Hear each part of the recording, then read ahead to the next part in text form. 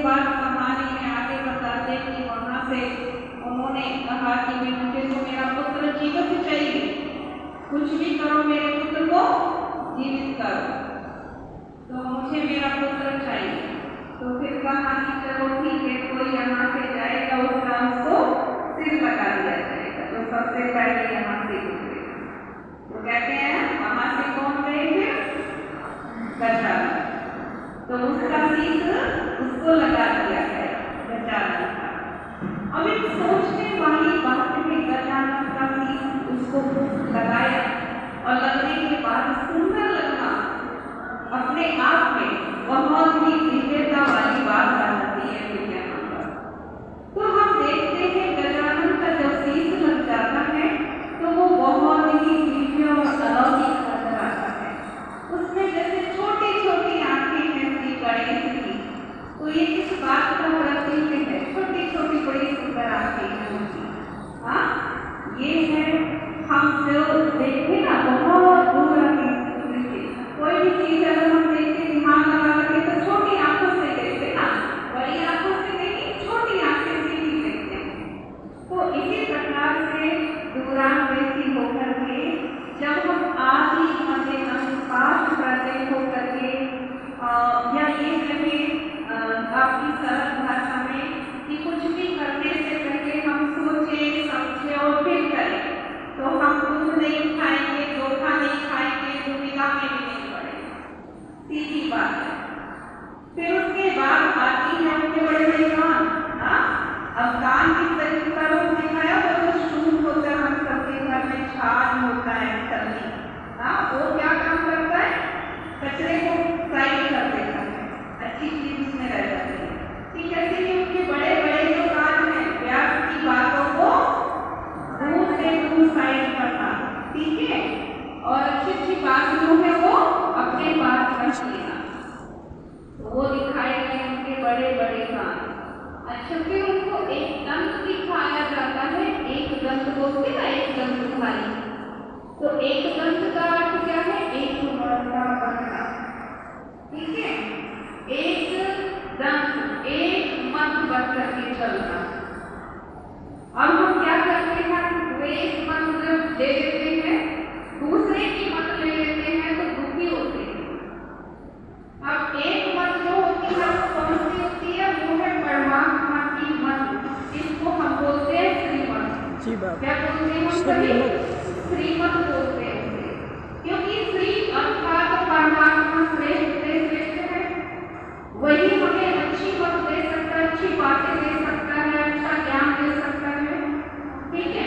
बाकी तो कोई भी आकर के मैं भी अगर दूं तो वो भी मेरी मत हो जाएगी और वो गलत हो जाएगा आपके साथ। तो इसीलिए जब भी कोई भी बात होती है तो आप किसको कहो? परमात्मा को कहो, परमात्मा सुनेगा। अगर इधर उधर किसी को भी हम कहेंगे तो क्या होगा? हमारी बातें फैल जाएंगी और बदले में दुख लौट करके हमारे पास ही आता है। उससे राजा भर्तृहरि की भी कहानी आपने सुनी होगी कि राजा भर्तृहरि ने क्या किया था। मालूम है किसी को राजा भर्तृहरि के साथ क्या हुआ? हाथ खड़ा करने के लिए बड़ा हुआ, बहुत ही पूर्वांचल का व्यवहार में बहुत सुंदर भजन सुनाएंगे।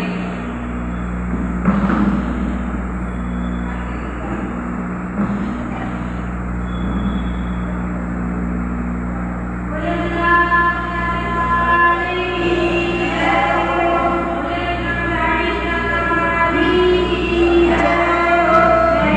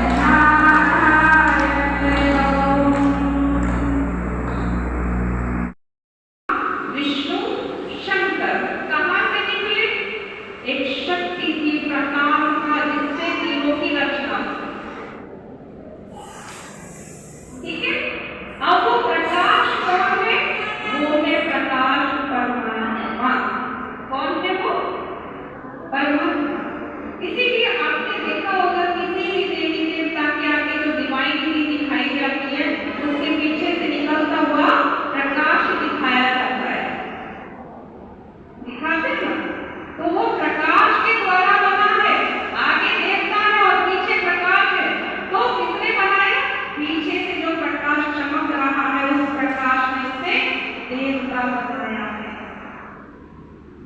डिवाइन टीचिंग है उनको।